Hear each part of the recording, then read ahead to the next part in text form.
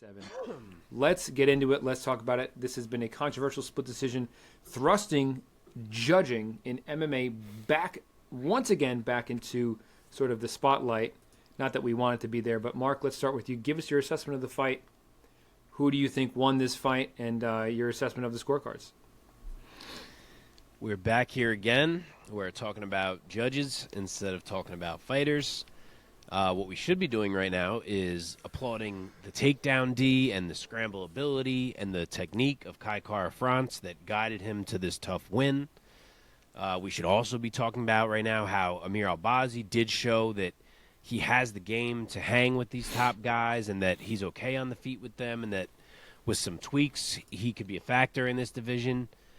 And instead of doing either of those things, there is no airtime from anyone being spent on complimenting either fighter for anything because we are focusing fully on the judges again because they've thrust themselves into the spotlight and taken it away from the fighters. And honestly, Amir Albazi is getting hate for something that was not even his doing. And Kai is just getting looked at as like poor Kai instead of anyone thinking about the solid performance that he just put on. So the full focus is on the judges. It sucks. They still can't get fights right. I'm not saying it wasn't a close fight because it was a close fight. It's a competitive fight. But in 10-9 round-by-round scoring, you need to win 3 rounds of a 5-round fight to win a fight. And there are only 2 rounds that you can conceivably score for Amir Albazi. So by definition, if there's no 10-8s, of course, which there were not, he cannot win that fight. Yet somehow he did. The only rounds you can score for Amir Albazi are round 2 and round 3. Props to Judge Michael Bell, who has gotten some stuff wrong before, but he did get this one right. You wouldn't think we need to give props for that, but apparently if you're a judge, it was really hard to get this one right, and he did. He scored at 48-47 Kai.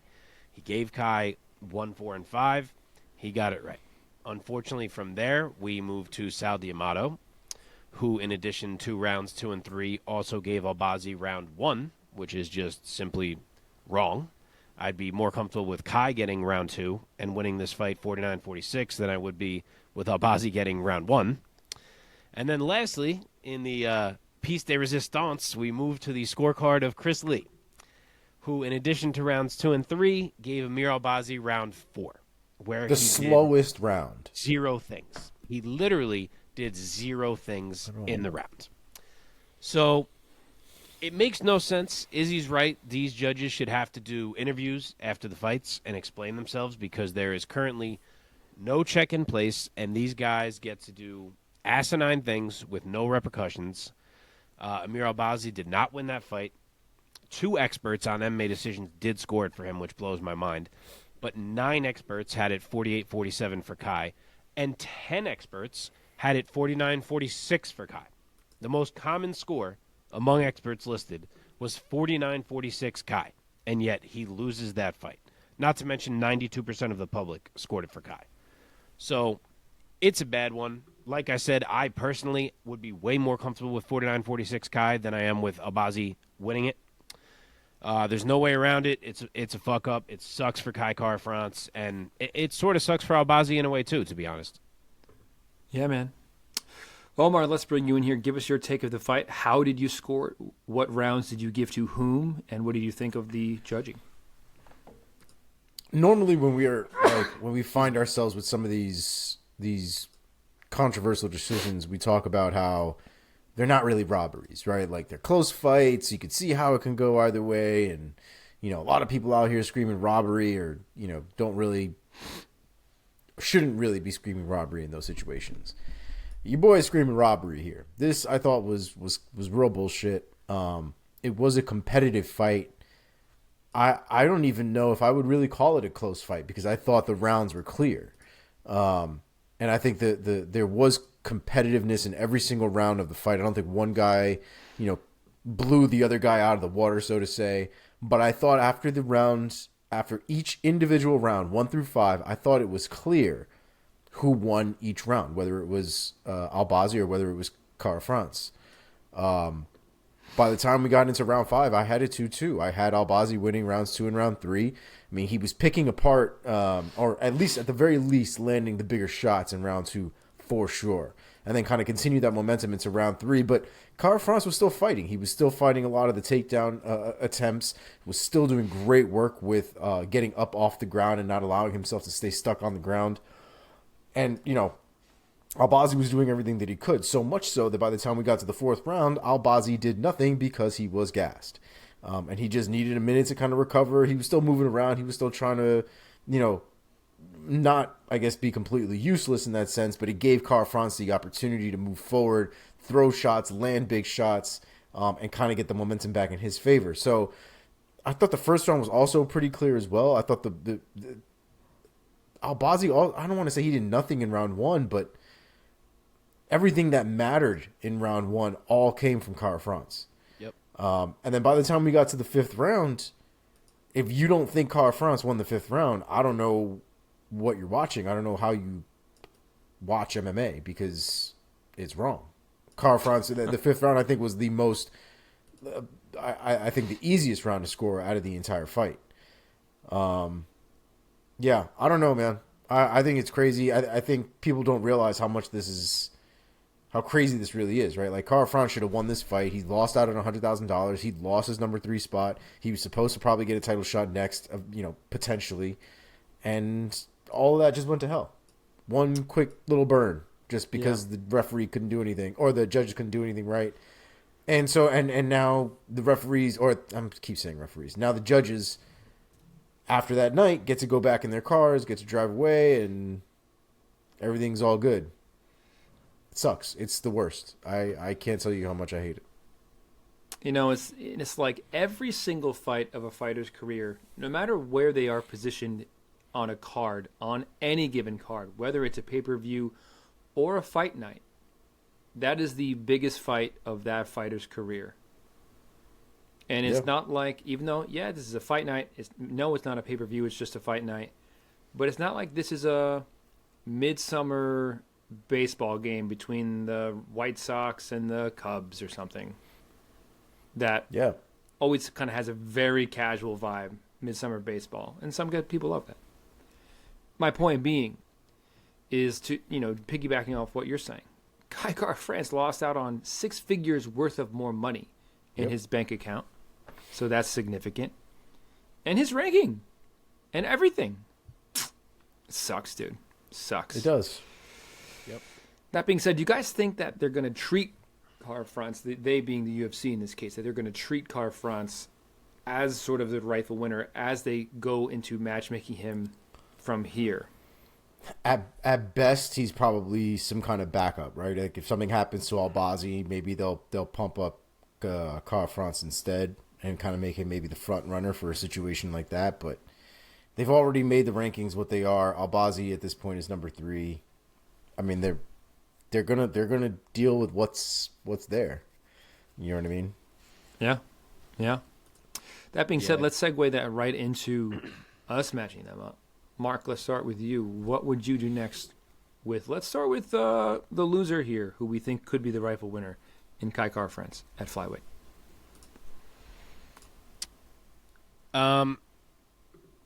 So it's a little hard for me to start with the loser because I feel like my... Oh. Yeah, if you want to start with Albazi, let me switch it up, because to answer your question, it does feel like they're going to treat Albazi like the winner. I do think they kind of have to. I'm not saying he's going to march right into a title shot. I don't think he should off of that type of win. To me, even though the rankings are not this way, I still think Brandon Royval should be ahead in the pecking order of Amir Albazi. Dana was non-committal on Royval getting the shot against the winner of Moreno and Pantoja. But even if he's not going to, I think it probably just means they're going to make Royval fight Albazi. Yep. So that's my guess there. If Royval is going to just get the shot and Albazi has to fight someone else, I really don't know who that would be. The only other guess I have is like maybe Manel Kape, since they were prepared to give Kape a huge fight against Figgy that fell apart. Maybe they say, all right, now it's Albazi. But to segue into Kai, I do think that leaves him sort of out because he doesn't make sense in any of that top scenario. So my guess is maybe like a Matos Nicolau, who just recently lost as well, who's ranked kind of right next to Kai. He's got to bounce back against someone too. So that's not really treating Kai like he won, but I don't think there's really a ton of options aside from something like that for what you can do with Kai right now. Unless, of course, like Omar said, someone gets hurt, and then, yeah, you can say, all right, Kai's going to come in here. But if that's not the case, I don't think he really fits. Omar, any other ideas? Yeah, and unfortunately, Mark probably broke it down as best as it's going to get in that division right now. It's kind of a little bit of a shit show. Davidson Figueiredo, I don't think is going to be at 125 anymore, although we keep going back and forth, I think, with some of that stuff. Yeah, trying to figure out where he's going to land. The last news was that he has redecided he's moving up, but who knows? Yeah. So even if we take him out of the title picture, Pantoja is pretty much right next in the mix. Albazi basically is right behind him from there, and then Royval from there. So unless you're going to make Royval fight somebody like Albazi and kind of keep that momentum going, there's just going to be a lot of waiting around unless you're going to throw smaller, or less ranked guys at them, which I don't necessarily think anybody really deserves at that point. Royval was winning.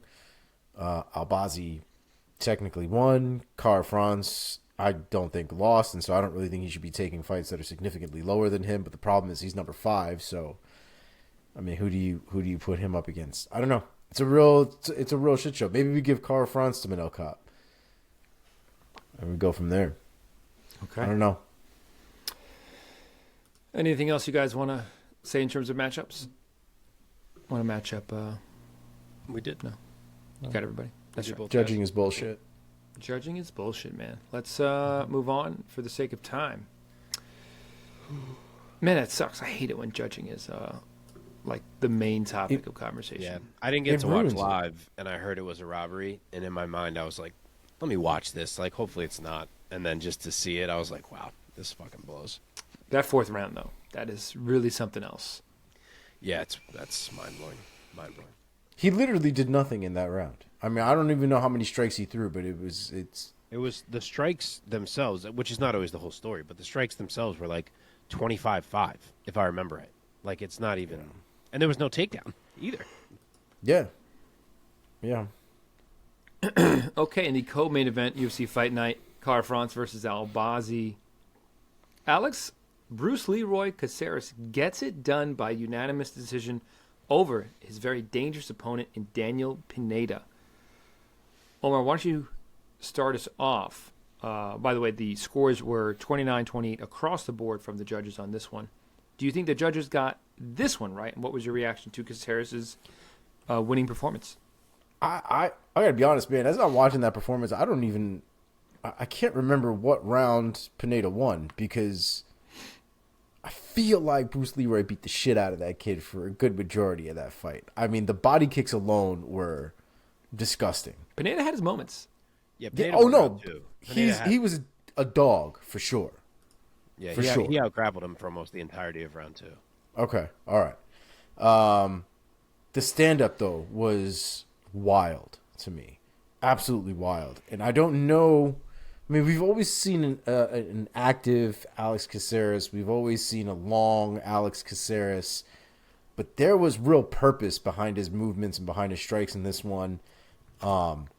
He was making a lot of nice quarter turns, a lot of nice body shots, a lot of the reads from the opening. I mean, how many body shots do you need to take before you start blocking any of them? You know what I mean? Pineda was just give me one more, dog. Hit me one more time. And just eating body shot after body shot. And, credit to Pineda for being as tough as he is, because you could see, especially towards the end of that fight, you can see him get hit, and he just stands there like almost like I don't know what name that was, Luke Rockhold and just okay, yeah, you got me there, and then just kind of puts his hands back up and just keeps going. And I think it's safe to say 99% of people in that same position would be on the ground, minimum, trying not to puke. Totally. So I give credit to Pineda, man, because he ate more than one of those types of body shots, especially in that last round. It was an absolute beating, and not even. I mean, Alex even hit him to the body with punches, and nice, beautiful shovel hooks to the body. It was they were beautiful reads from Alex Caceres, and maybe he has found something, man. Because to be honest, I think it's probably the best striking we've seen from him, and that's saying something coming off of that win he just had against my boy. What's his name? Help me. Tall kid, kicked me in the face. Thank you. Yes, Julian Erosa.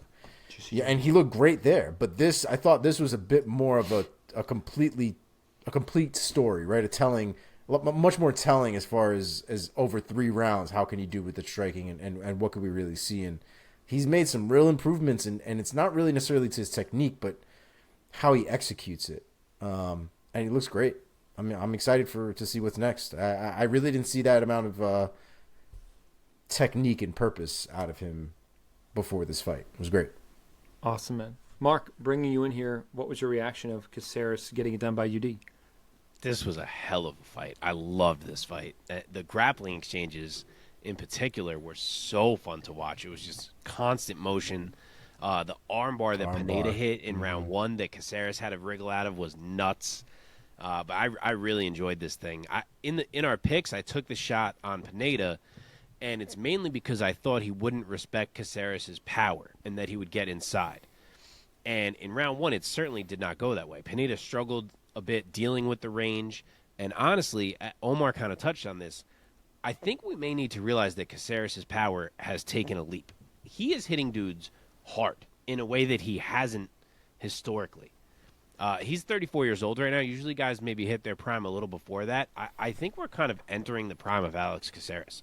It seems like his game is peaking in a lot of ways. But he had Pineda rocked pretty bad in round 1. And then round 2, Pineda did come back. And in that round, it honestly went exactly how I thought it could. Pineda did start crashing inside. He was making sure he closed the range. He took it down. He was using his physicality. And he won that round. It was 1-1. He's got the momentum on his side in round 3, and then just immediately to start round 3 gets fucking wrecked with a body kick. And that sucked away any momentum that he had for himself. Just a massive strike for Caceres. And it changed the whole fight because, as Omar was kind of alluding to, Pineda never really recovered. Like, he ate it, and he was like, I'm still here, but he was not the same guy after that. And then he got hit with a few more and a few more. I mean, there was like 5 to 10 huge shots from Caceres. Not all to the body, but I'm saying in general, huge shots in round 3 that landed for Alex Caceres. And Pineda was just gritting through it. He's a tough friggin' dude. But Caceres got it done, and he looked really, really good. Sort of similar to Omar. I mean, the finish in the last fight was the most gorgeous thing I've probably seen Caceres do. But I might even be more impressed by the performance in this fight. Caceres has always been a guy where I'm like, the right kind of fighter could, Caceres doesn't match up so great with certain kind of guys. And now I'm like, he's really rounded out this game. Mm-hmm. Yeah, his scrambles, too, I thought were really interesting. Like, we've seen a Caceres that likes to play on the ground, has no problem playing on his back and things like that. But again, I thought he had a lot more purpose here, right? Like, if you watch, every time he went down to the ground, he was always trying to get on top, trying to get an advantageous position so that he could start raining down punches. At no point was he like not doing something from top. He was continuously trying to strike and continuously trying to land damage. So I don't know what's changed with him. I really don't. Maybe it's a mental thing. Maybe it's something he's finally gotten clicked. Maybe he joined a gym that works or a coach that works for him. Whatever it is, it like Mark said, this might be the peaking of Alex Caceres. This might be his time. So we'll have to keep an eye on what's next for him because he looked great, man. Yeah, he's won 7 out of 8. Like, that's a quiet 7 out of 8. He's been winning, but, 7 out of 8 is a lot. Yeah, but he's starting to beat guys, too, that have a little bit more... Like, he's always been there, right? He's always been there. He's always, been fighting. But, the resume, while long, isn't necessarily very strong, right? Agree. Right. I don't even have him ranked. I have him 22. The UFC has him jumped up. He's stringing together people who have some names, right? They're not high up on the list, but these guys have a little bit more name value than I think some of the other guys if you look down his resume list here and there. Yep. So, right. He's got to keep winning, man. He's another one of these guys sometimes that has a bad habit of getting to a big moment and shitting the bed. So I'm hoping that he gets that big moment once again because he's gotten a few, but I just hope this time around he can capitalize and make the best of it. Yeah, man. Let's talk about where we would match him up with, who he would match up with next at featherweight in the UFC. Omar, give me a name for Mr. Bruce Lee Roy. Is it time for him to kind of jump up and take a pretty big fight? I would imagine so. I mean, I would think that at this point he's probably knocking on the top 15. I don't think he's there yet. He's ranked. He's 15. Oh, wow. Did they rank him? He was ranked going into that fight. He was 15 going into that fight. And he's still I'm 15 bugging. today. Yeah. Oh, interesting. That's what I was saying, that I have him lower than the UFC does, yeah. Okay. Oh, son of a bitch, that threw me all the way off. Because I was going to have him... Hang on a second. Mark, why don't you go first? Get in there. So, it's tough because I'm almost second-guessing myself because we're talking about this run he's on and how maybe he deserves a name, but it's really hard at featherweight because if you look at these UFC rankings, he's 15. All 14 names above him are like, oh, fuck, that dude is, like, really legit. So it's kind of, I don't know that it feels like he should be fighting one of them quite yet. So I feel a little bit bad. I think I'm going to make him win one more fight to fight one of these guys. Lerone Murphy, who is still undefeated, is fighting Josh Kulabau. They're both, in my own rankings, ranked very close to Alex Caceres. I think the winner of Murphy and Kulabau could make sense for Caceres' next fight. And then the winner of that one gets themselves into a big one. I don't know. It's too hard for me to say Caceres should already be fighting like a fucking Bryce Mitchell or someone. I don't know. That's where I'm at, baby. Yeah. Give him Thug Nasty. If you had to pick one, like that's who it feels like it could be. Yeah. I mean, I don't know if he's going to fight Mofsar at this point. I mean, is Evloev really going to wait for Bryce Mitchell to figure out whatever it is that's happening? I mean, they had to reschedule that fight, like a month ago, I want to say now at this point, maybe a little bit longer. Yep. So Evloev, I'm assuming, wants to get moving and get his shit going. And with Alex Caceres just finishing his fight now, I think there's probably timeline-wise things that make more sense for him to fight Bryce going forward as opposed to Evloev. Okay, what about Daniel Pineda? Gents. He ain't ranked. I will say if Nate the Train loses to Dan Ige this weekend, which we're going to talk about in a little while, I think that Pineda and Landwehr is a crazy fight that I would love to see. And honestly, I guess if Ige loses that fight, that could work just the same. So I guess I'll say whoever loses that fight for Pineda. Love it. Omar? I guess just because of Pineda's style and the violence that occurs and the fact that he's coming off a loss, why don't we throw him at the damage? Let's give him the damage and let's just see pure violence. How about that? Oh man, don't hate it. That would be rough. Darren Elkins for those who are the uninitiated. The uninitiated. That's what I was going for with Landwehr was the pure violence, but like Yeah. same box checked with Elkins. Okay, let's move on. Elizeu Zaleski dos Santos. Split decision victory over Abubakar Nurmagomedov. The scorecards read, in the welterweight division, 29-28 from two judges for dos Santos. One judge giving Nurmagomedov a 29-28. Mark, start us off for this one. Give us your take. Another split. Who'd you have?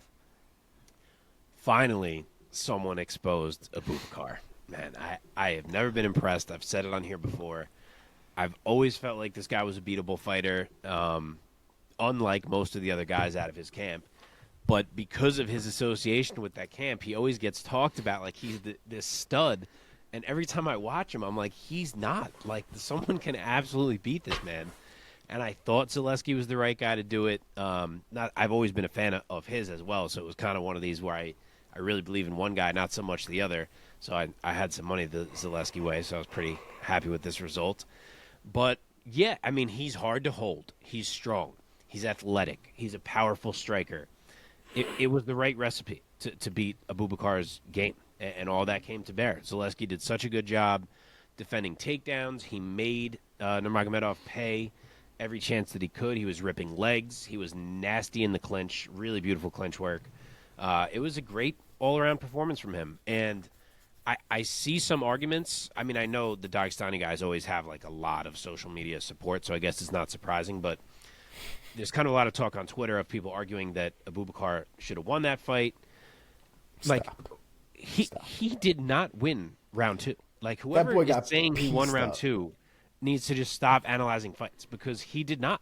Like, Zaleski landed all round, and Abubakar leaned on him all round and had one takedown with 10 seconds left. Like, it's not enough to take the whole round that you were losing just because you got a takedown at the end. And then, of course, round 3, he got worked by Zaleski. Round 1, he won. I'm not denying that. Yeah. But it's 2-1, clear as day. So great job by Dos Santos, and a great return win for him after he had a tainted supplement suspension that cost him a bunch of time here. Yeah. Omar, what was your take? My take is Derek Cleary is another one of these chooch-ass bastards with this scorecard shit. It's ridiculous. Another one where I thought round 1 was pretty straightforward, right? Pretty obvious. Nurmagomedov came with some heat, landed some big bombs early. I was kind of concerned for Dos Santos right at the very beginning. I was like, oh shit, I'm about to eat the floor in a minute.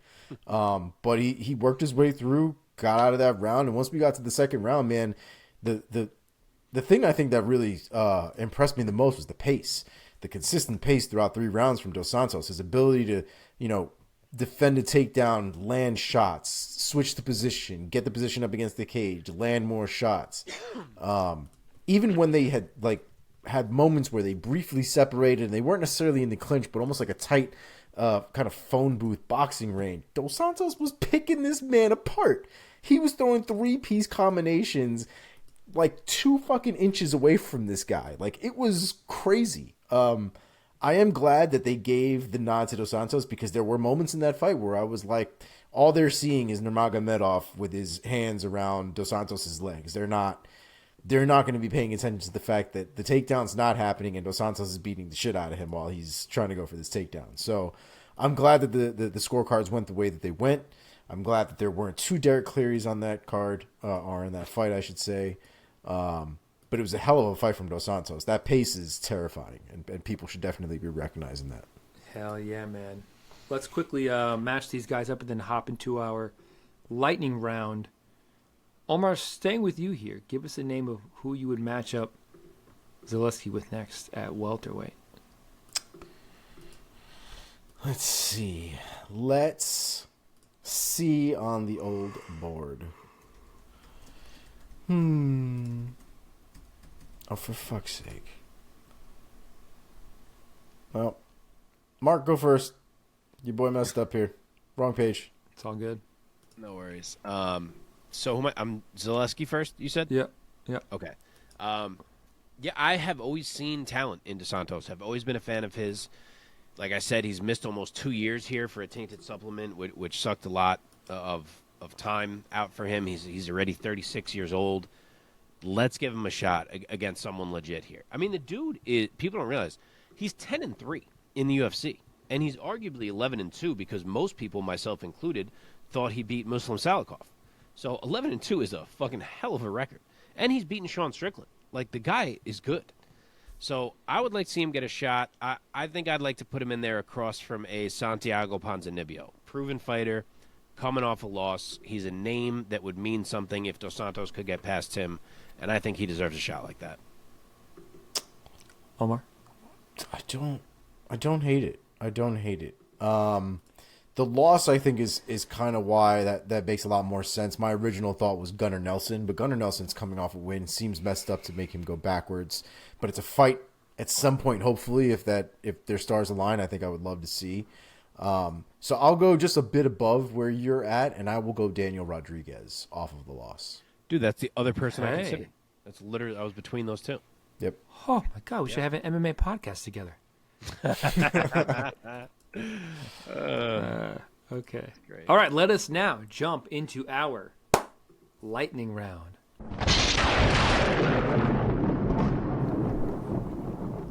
You gonna break out the cell phone again, Mike? Okay, you fucks.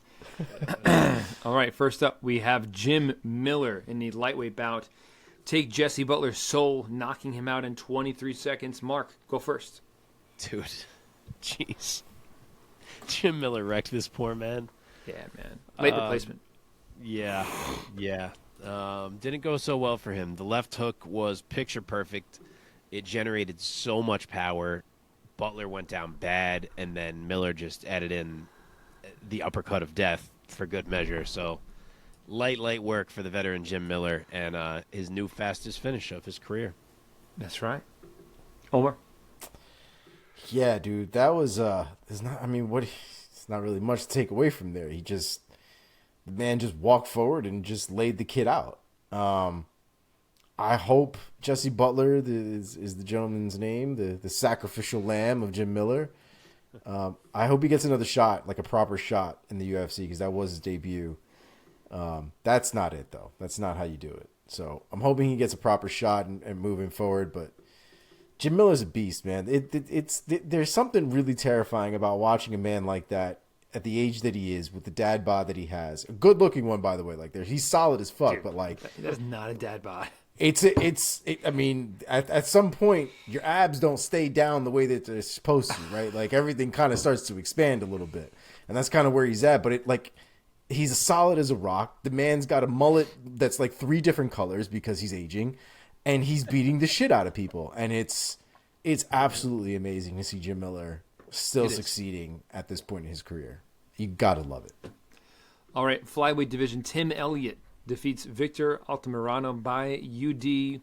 Omar, go first. Yeah, I feel like we talked about this last week, and I think it was pretty spot on. Altamirano's he's a great prospect, right? Like, he's very active, he's very fun.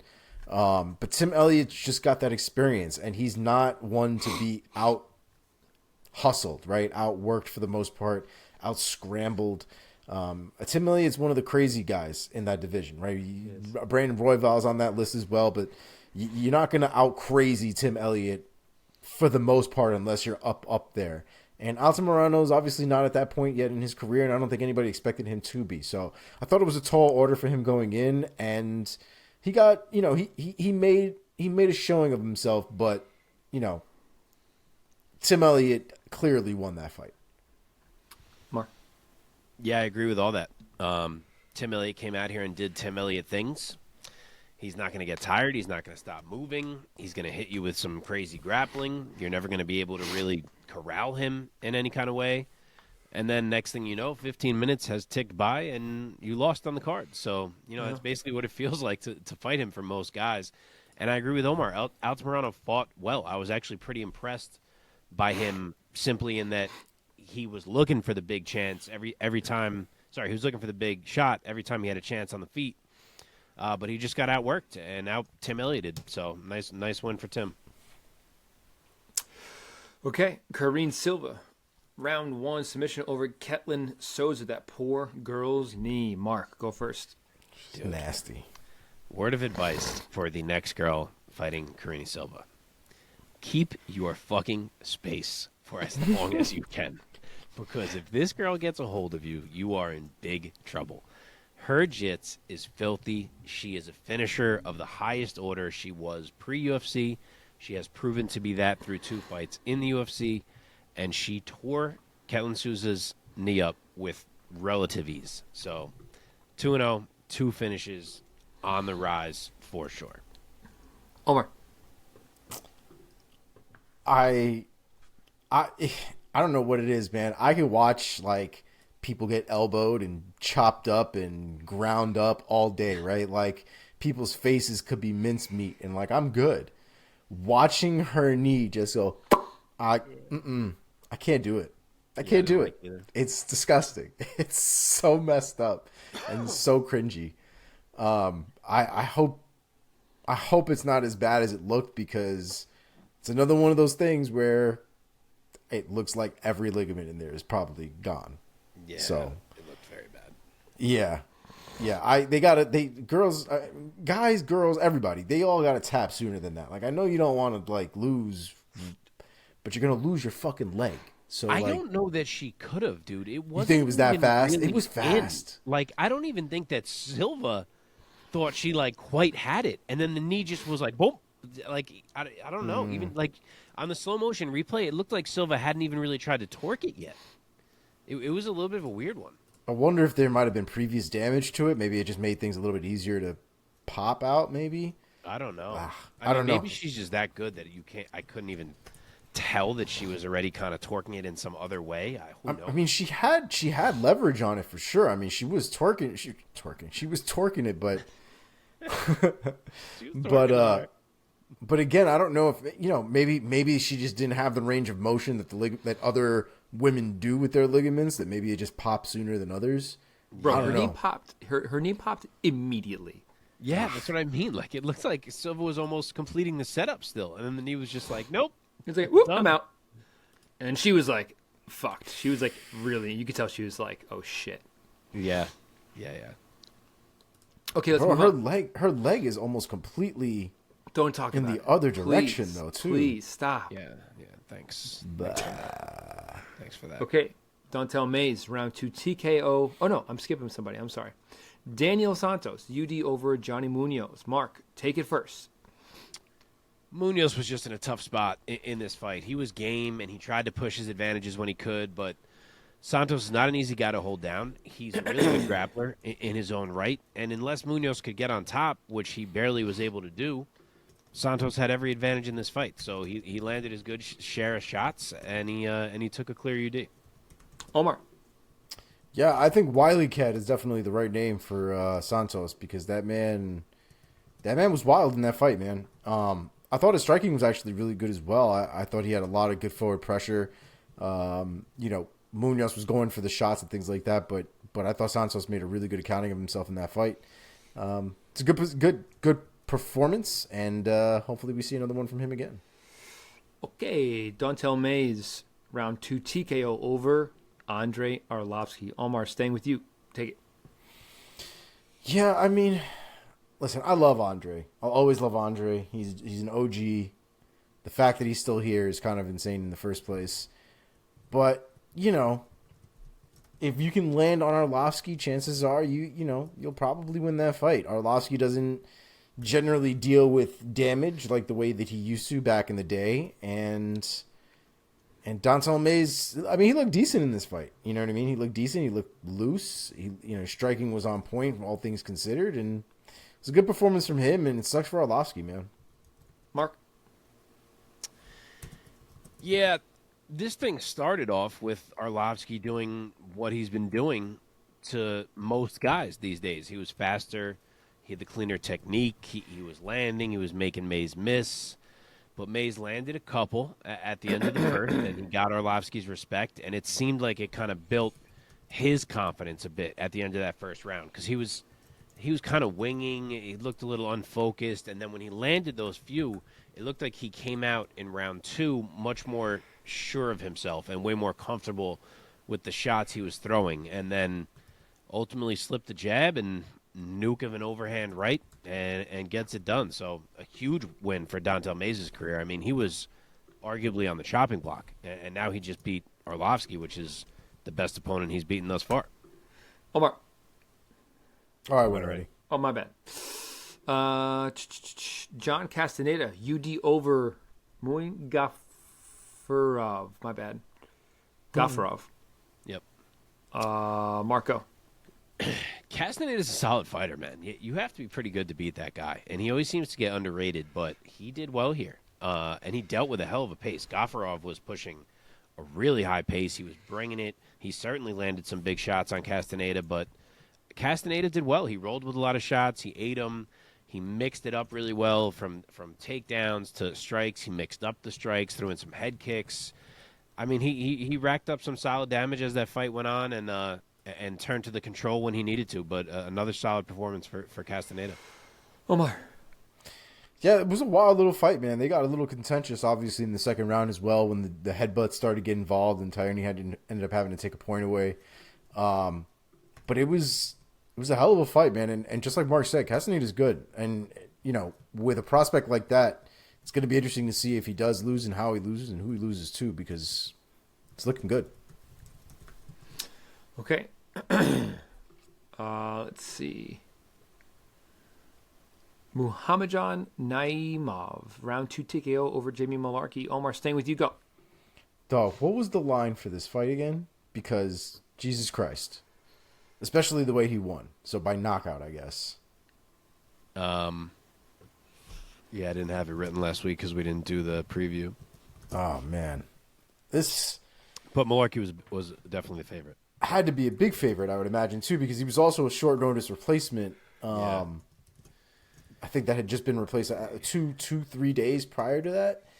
And Malarkey was looking good in the very beginning. He looked kind of like Malarkey, like the guy who's supposed to be in there. And, man, Naimov just found an opportunity and put Malarkey's lights out. And the kid looks heavy-handed as fuck because when Malarkey went down on the ground, he did not look like he was getting back up. So, good performance from Naimov, man. Yeah, it was like 4-1 odds. It's wild, man. Yeah. That's how you make an entrance there. And I believe, correct me if I'm wrong, Mark, was that one of the guys that they had from Tajikistan. right? Bro, they had an entire stadium rented out to watch two fighters that were on the undercard, Yeah. which was the other one was Gafarov, who lost to Castaneda that we were just talking right, about. the headbutt. So they went 1-1 on the night. wild though, man. Yeah, Malarkey was fighting well to start. I mean, it looked like it was going to be a Jamie Malarkey fight. He was aggressive first round, the jab, the kicks. He looked like he was dialed in. Naimov always, you could tell he was slick. He certainly had a few slick shots here and there where he was landing on the counters, but he never looked like he was all that comfortable, it seemed. Like he kind of just couldn't stop getting backed up. And then it turned out all he needed was one of these slick little shots that he kept mixing in to land flush, and that was that. So step back, counter right hook, landed clean as can be, and Malarkey was done. So massive debut for Naimov. Okay. Elise Reed, unanimous decision victory over Jin Yoon Frey. Mark, go.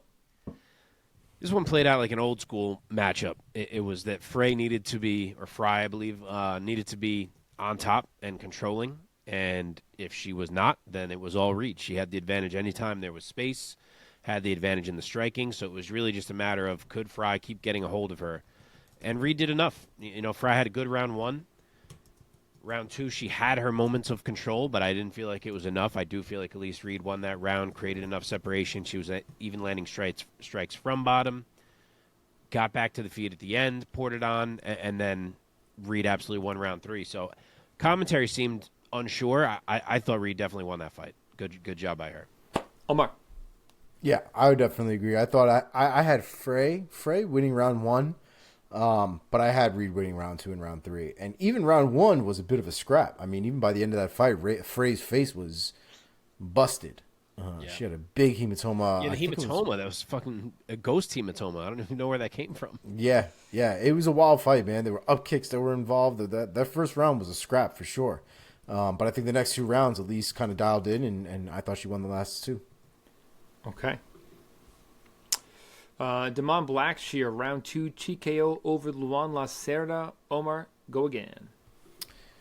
I mean, this is a prime example. If anybody's teaching MMA anywhere, this is a prime example of what not to do in MMA when you think you're really good at Brazilian Jiu-Jitsu. Because hanging on to a leg that you're not going to get for dear life while the guy above you is destroying your face with downward punches, you can't just stay there and eat them.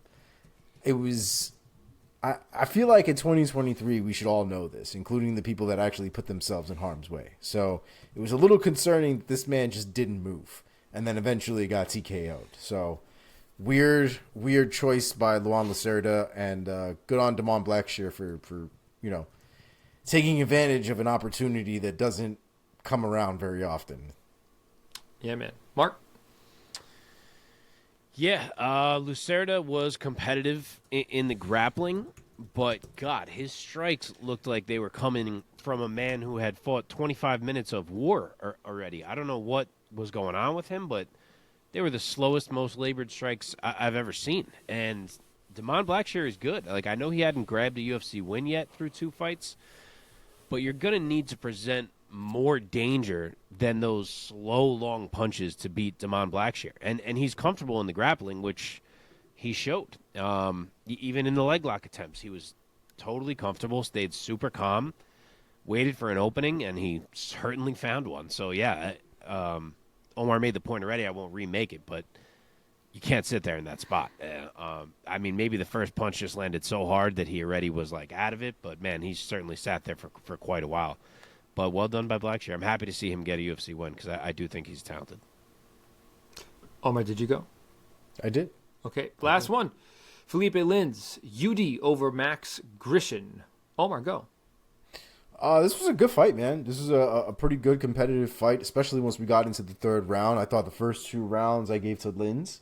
But that third round, I think Grishin knew that he was potentially screwed if he didn't do something major in that round, and came out hot, man. And I gave the last round to Grisham. I don't think I was the only one. I'm actually curious to see what they have on there. I'll look while Mark goes. But it was a very, very competitive fight. But I thought the right person won. Mark, take it home. Yeah, scored it the same way Omar did. This one started off pretty entertaining, actually, and then it kind of turned into a little bit of a clinch fest as it went on. But Grishin just couldn't stop the clinch. That's really what it boiled down to. He absolutely had a chance to win this fight. It was close kind of the whole way through. But I just felt like he was too content with letting himself be controlled for long stretches of the fight. And he let Lins take 2 of those rounds. So, yeah, Lins got it done. That does Only, it. Sorry, go ahead.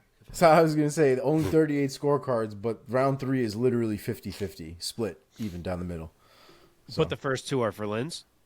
The first 2 are for Lins, yeah. Yeah, okay. Even round 2, they have it a little bit closer with 55.3% and 44.7%. Oh, wow. But it's still, yeah, I'm not really sure why that is like that. But they are both for Lins in the end. Yeah. Okay, that does it for our lightning round.